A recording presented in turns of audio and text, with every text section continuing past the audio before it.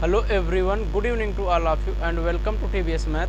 देखिए, हम लोग इतिहास पढ़ रहे हैं तो इतिहास में कल जो है हमने विदेशी यात्रियों का विवरण देख लिया था कि कौन सा विदेशी यात्री आया, उसने कौन कौन सी पुस्तकें लिखी।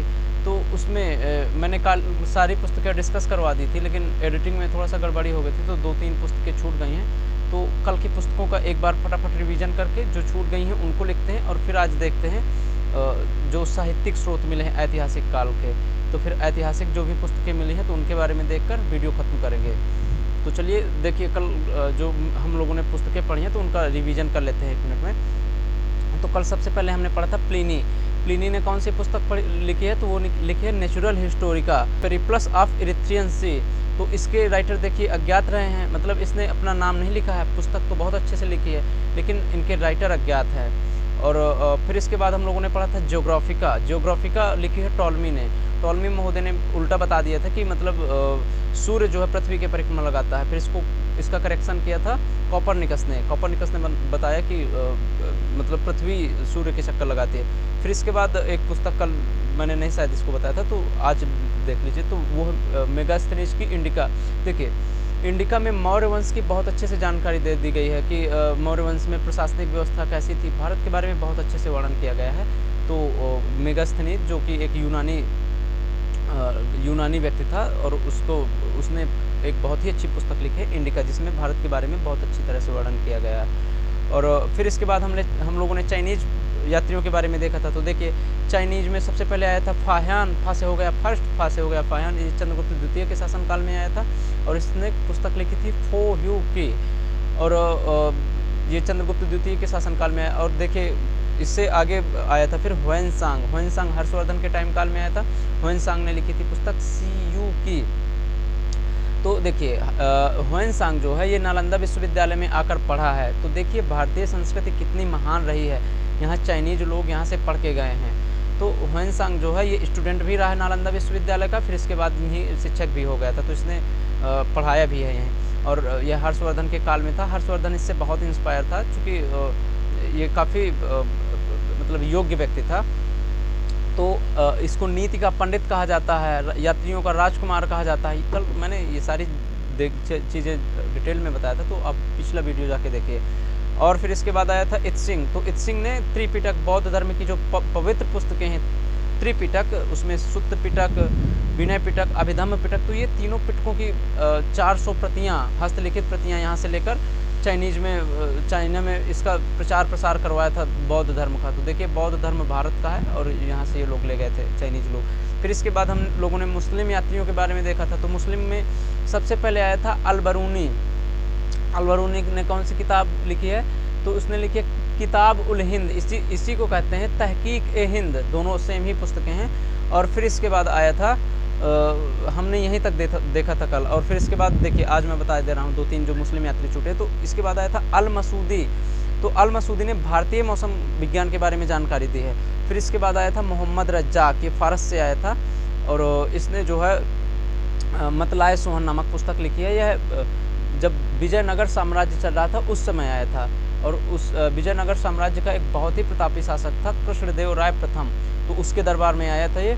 और फिर इसके बाद नेक्स्ट है इब्न बतूता। तो देखिए, मोरक्को से आया था ये 7000 किलोमीटर चल करके। तो इससे जो है मोहम्मद बिन तुगलक बहुत इंस्पायर हुआ था। तो मोहम्मद बिन तुगलक ने एक इसको बहुत बड़ा पद भी दिया था और ये भी भारत में ही रहने लगा था। तो देखिए, हम लोगों ने विदेशी यात्रियों का रिवीजन कर लिया, विदेशी यात्रियों की पुस्तकों का। तो देखिए, हम लोग क्या पढ़ रहे थे, सबसे पहले ऐतिहासिक काल पढ़ रहे थे हम लोग, है ना। तो ऐतिहासिक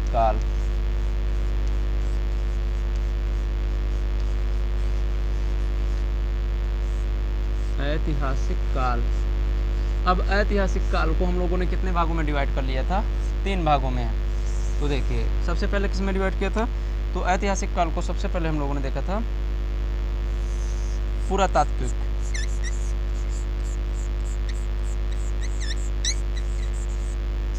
इसके बाद विदेशी यात्री,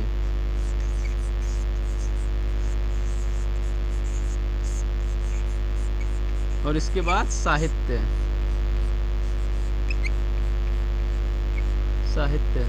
अब देखिए, इसमें 2 चीज़ों को अध्ययन हमने किया था। एक किया था सिक्कों का कॉइन्स, और एक किया था अभिलेखों का, अभिलेख। तो ये हमने दोनों चीज़ें देख ली हैं, ये भी देख लिया, ये भी देख लिया। अब हम आज पढ़ेंगे साहित्य। तो देखिए साहित्य में हम दो तरह से पढ़ेंगे, एक पढ़ेंगे धार्मिक साहित्य जो धर्म से रिलेटेड पुस्तकें लिखी गई हैं, और एक पढ़ेंगे गैर धार्मिक। गैर धार्मिक तो देखिए हमारे माइंड में एक स्ट्रक्चर बन जाएगा कि हम कैसे सिस्टमेटिक तरीके से पढ़ रहे हैं इन सारी चीज़ों को। तो देखिए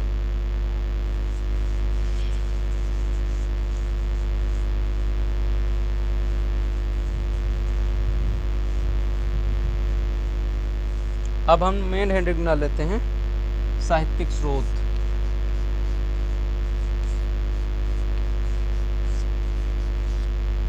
साहित्यिक स्रोत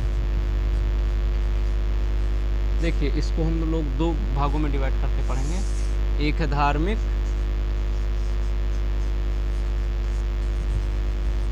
और एक है गैर धार्मिक।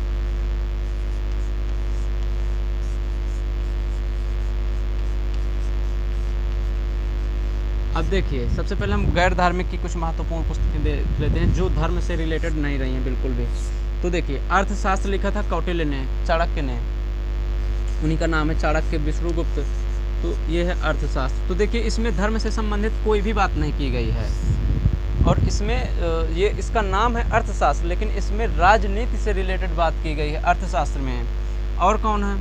तो और है पंचतंत्र, ये विष्णु शर्मा की पुस्तक है, पंचतंत्र विष्णु शर्मा। इसके बाद अभिज्ञान शाकुंतलम कालिदास की है, अभिज्ञान शाकुंतलम। मालविकाग्निमित्र,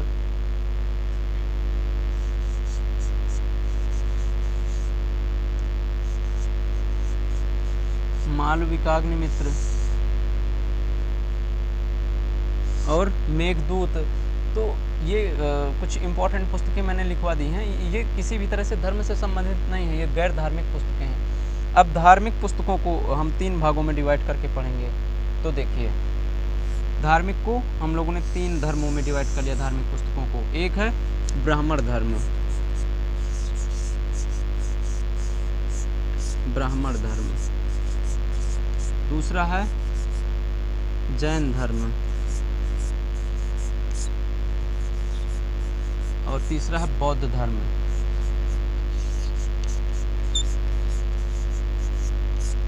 बौद्ध धर्म। ओके, तो देखिए अब ब्राह्मण धर्मों में ब्राह्मण धर्मों को भी कई भागों में डिवाइड कर दिया गया है। जैसे ये हो गए वेद, वेदांग, ब्राह्मण ग्रंथ, ब्राह्मण ग्रंथ,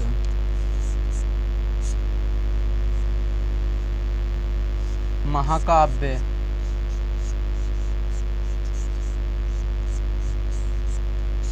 उपनिषद,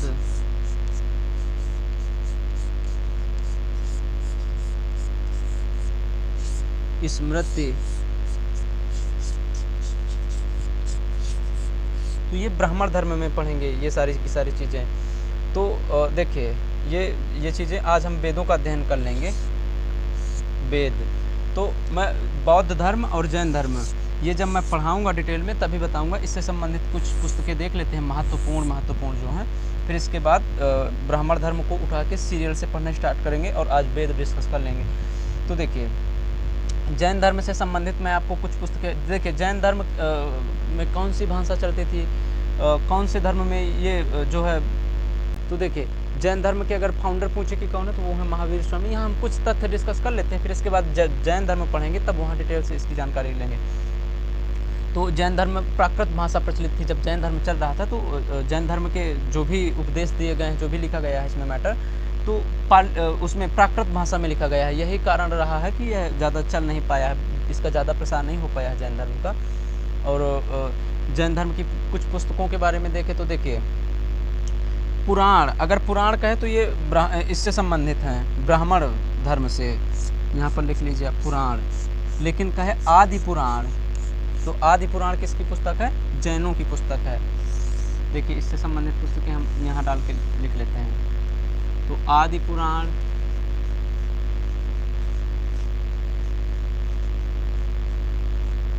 आदि पुराण 12 अंग, 12 उपांग, कल्पसूत्र,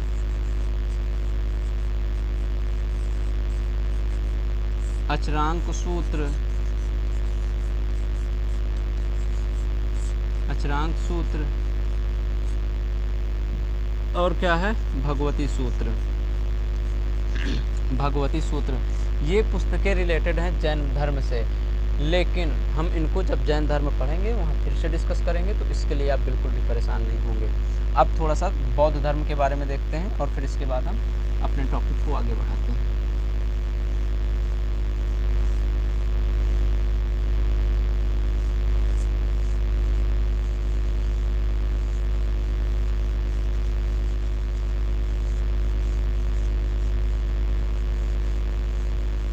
तो देखिए भैया, हम हेडिंग डालते हैं बौद्ध धर्म। बौद्ध धर्म। अगर पूछे कि बौद्ध धर्म में कौन सी भाषा प्रचलित थी, तो ये थी पाली। इसके फाउंडर हैं महात्मा बुद्ध।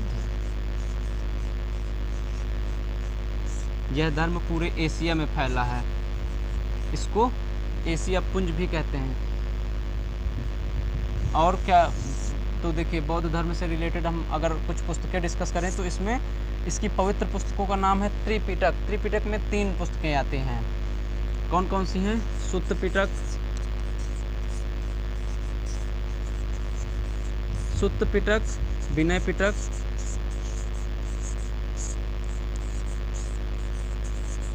और अभिधम्म पिटक।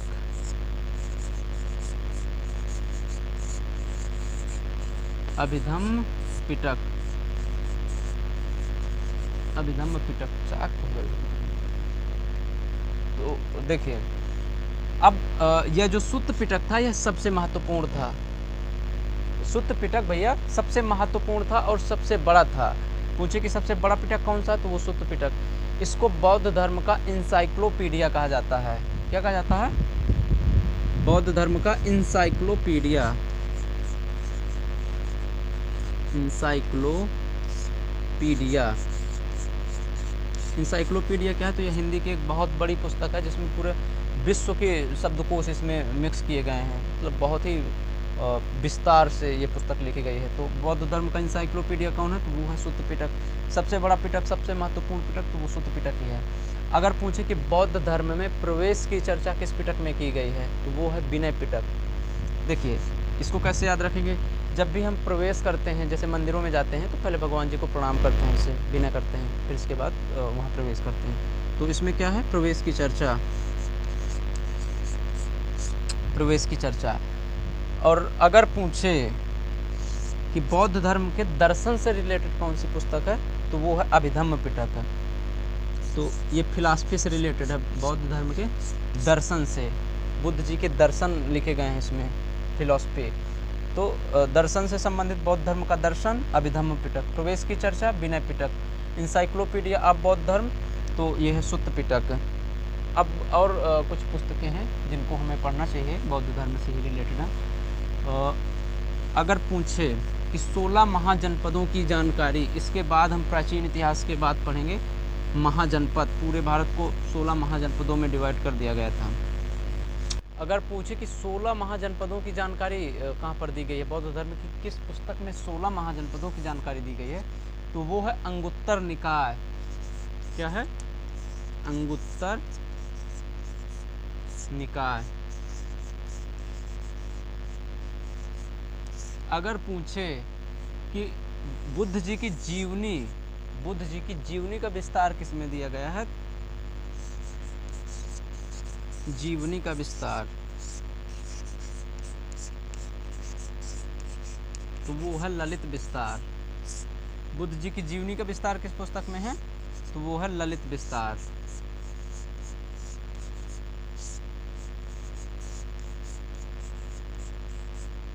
देखिए विस्तार यहाँ भी है, जीवनी का विस्तार, ललित विस्तार, जीवनी का विस्तार, ललित विस्तार।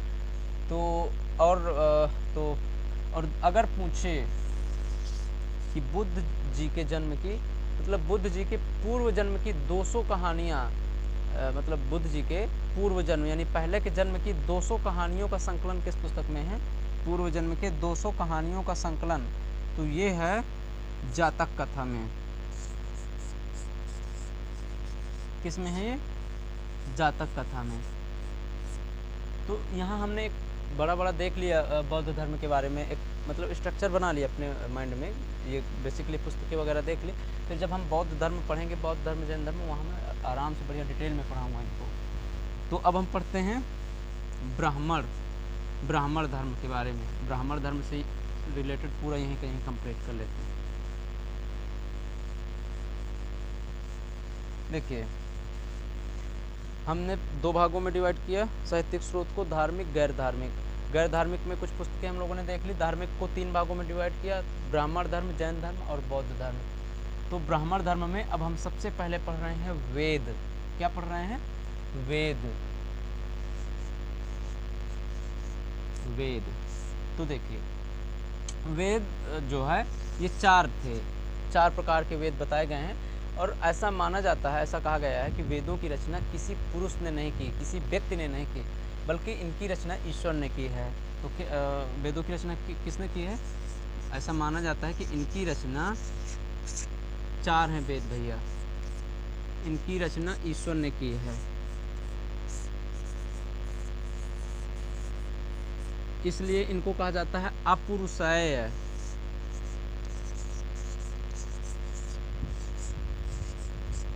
पुरुष का मतलब होता है, अपुरुषेय का मतलब क्या हुआ? मतलब कोई भी पुरुष नहीं, पुरुष ने इनकी रचना नहीं की है ना। तो वेदों की रचना ईश्वर ने की है, इसलिए इनको कहा जाता है अपुरुषेय। और क्या देखेंगे हम वेदों के बारे में? तो देखिए वेद 4 थे, और 4 में वो कौन कौन से वेद थे तो उनको देखते हैं हम लोग। तो देखिए सबसे पहला था ऋग्वेद।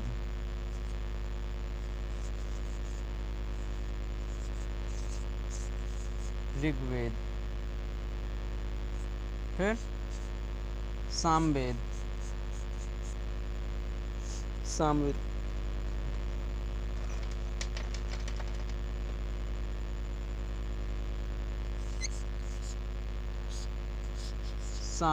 और इसके आगे यजुर्वेद। देखो दिखाई दे रहा ना,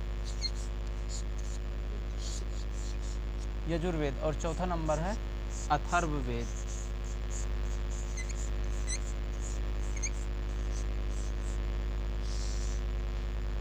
चौथे नंबर को क्या कहते हैं? अथर्ववेद। तो अब हम लोग देखते हैं। देखिए वेदों में जो है इन तीनों की रचना, इनकी ऋग्वेद, सामवेद, यजुर्वेद, इनकी रचना पहले कर दी गई थी। तो इसलिए इनको कहते हैं वेद त्रयी। मतलब 3 है ये, तो 3 से क्या हो गया? त्रयी। तो वेद त्रयी में अब पूछेगा क्वेश्चन कि वेद त्रयी में कौन शामिल नहीं है? तो इन 3 के अलावा जो भी दे देगा तो वे वेद त्रयी में शामिल नहीं है।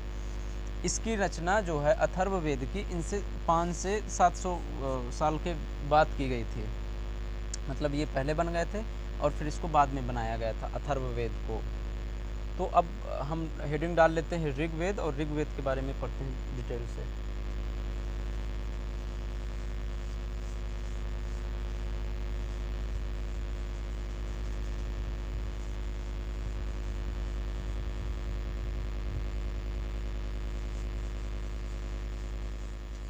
अगर पूछे कि 5वां वेद किसको कहा जाता है, तो वो है भैया पुराण। पुराण का वेदों का वेद भी कहते हैं। तो देखिए अब हम पढ़ते हैं ऋग्वेद।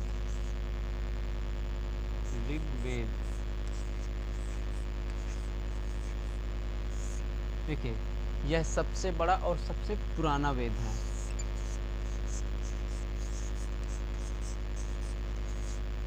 सबसे बड़ा व सबसे पुराना, सबसे पहला, सबसे पहला। इसमें ऋचाएँ अधिक हैं, इसलिए इसका नाम ऋग्वेद पड़ा। आप कितनी ऋचाएँ हैं? तो देखिए इसमें 10 मंडल हैं।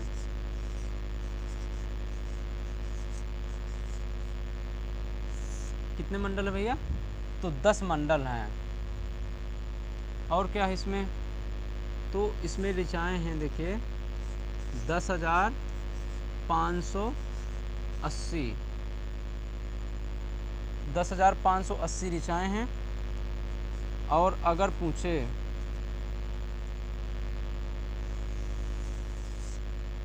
कि इसमें मंत्र कितने हैं, तो वो हैं 1024। मंत्र को सूक्त भी कहा जाता था उस समय। तो देखिए ऋग्वेद ये सबसे पहला वेद है, वेदों में सबसे पहला वेद है, सबसे पुराना वेद है, और इसमें ऋचाएँ सबसे ज़्यादा हैं, इसलिए इसको ऋग्वेद कहते हैं। अब हमने ऋग्वेद के पढ़ने तो के बारे में जानकारी ली, तो देखिए इसमें जो है 10 मंडल पाए गए हैं। ऋग्वेद में कितने मंडल हैं? 10 मंडल हैं। इसमें दूसरा और 7वां मंडल सबसे पुराना है, सेकंड एंड सेवंथ। इसमें दूसरा और 7वां मंडल ये सबसे पुराने माने जाते हैं। इनकी रचना एक ही समय की गई है, तो इसलिए इनको सबसे पुराने। और पहला और 10वां यानी स्टार्टिंग का और अंत का, पहला और 10वां ये सबसे नए मंडल माने जाते हैं।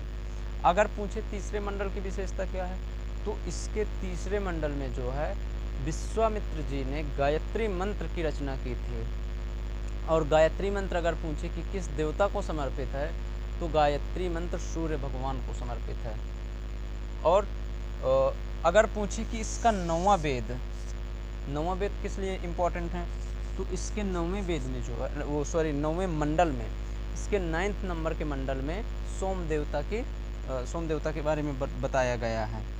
ओके, तो यहाँ से हम लोगों ने देख ली कि इसके मंडल में क्या क्या इम्पोर्टेंट है, और ये सबसे बड़ा हुआ सबसे पहला वेद है। और क्या दे है, तो देखिए ऋग्वेद में जो है, ऋग्वेद में शूद्रों की चर्चा की गई है। शूद्रों की चर्चा किस वेद में की गई है, तो वो की गई है ऋग्वेद में। शूद्र का मतलब होता है दलित, आप लोग जानते होंगे। और इसमें जातियों को जन्म के आधार पर ना बांट के उनको कर्म के आधार पर डिवाइडेशन किया गया है। तो ये रहे ऋग्वेद से संबंधित पॉइंट। अब देखिए, अब अगर पूछे कि ऋग्वेद का जो है उपवेद कौन सा है, तो वो है आयुर्वेद।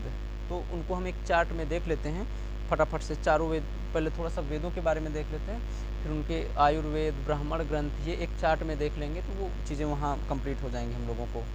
तो देखिए ऋग्वेद हम लोगों ने देख लिया। अब हम पढ़ते हैं सामवेद के बारे में।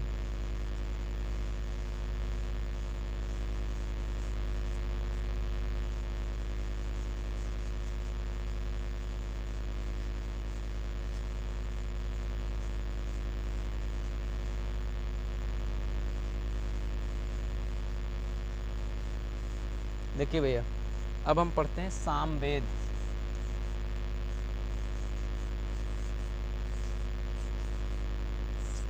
क्या पढ़ते हैं? सामवेद। तो स से हो गया सामवेद और स से हो गया संगीत। तो देखिए सामवेद में जो है संगीत की चर्चा की गई है। संगीत के बारे में ये वेद बताता है हमें। संगीत तो वह था, देखिए वो केवल कहानी फॉर्म में लिखा था ऋग्वेद, केवल गद्य के रूप में। और ये किस में लिखा है? ये पद्य में लिखा है।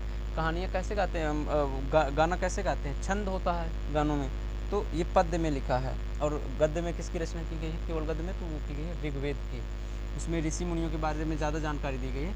इसमें संगीत के बारे में सा रे गा मा पा धा नी, यही तो होते हैं संगीत के अक्षर।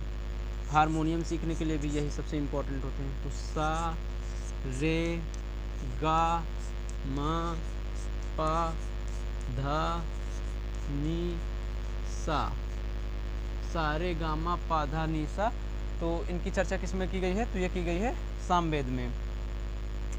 और सामवेद से क्वेश्चन क्या बन सकते हैं? तो देखिए ये जो गाना गाए जाते थे, तो जब यज्ञ किया जाता था उस समय सामवेद के गाने गाए जाते थे। तो यहाँ से अब अगर हम देखें यजुर्वेद के बारे में, तो इसमें देखिए गद्य व पद्य दोनों मिले हैं यजुर्वेद के बारे में। और इसमें युद्ध की जानकारी दी गई कि युद्ध कैसे करते हैं। और जो है इसमें यजुर्वेद में इसमें गद्य पद्य दोनों मिले हैं। देखिए मैं बता देता हूँ लिख के।